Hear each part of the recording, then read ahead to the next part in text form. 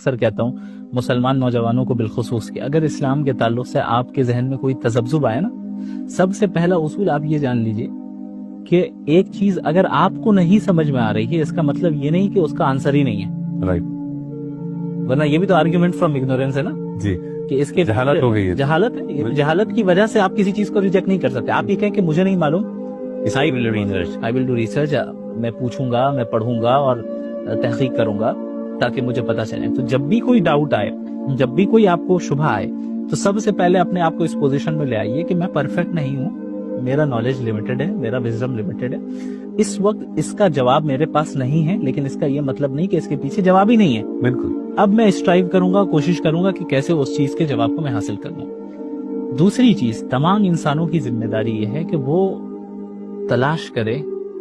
کہ God revealed religion کون سا ہے، رائٹ، نہ کہ man made religion. God revealed جو ریلیجن ہے، گاڈ کی طرف سے جو ریویل ہوا ہے، ظاہر ہے وہی ٹروتھ ہے، اور بغیر کسی بائسنس کے نیوٹرل ہو کر آپ تمام مذاہب کو پڑھیں، اس کے پریزرویشن کو دیکھیں، چونکہ کسی ریلیجن کے ٹرو ہونے کے لیے اس کا پریزروڈ ہونا بھی ضروری ہے. رائٹ، یعنی اگر آپ کو پتہ ہی نہیں ہے کہ اس کا اوریجن کیا ہے اس کے اسکرپچر کا اور کیسے پریزروڈ ہوا، یا یہ کہ بھئی اس میں تبدیلیاں آتی جاتی رہتی ہیں، تو ظاہر ہے اس میں کچھ بھی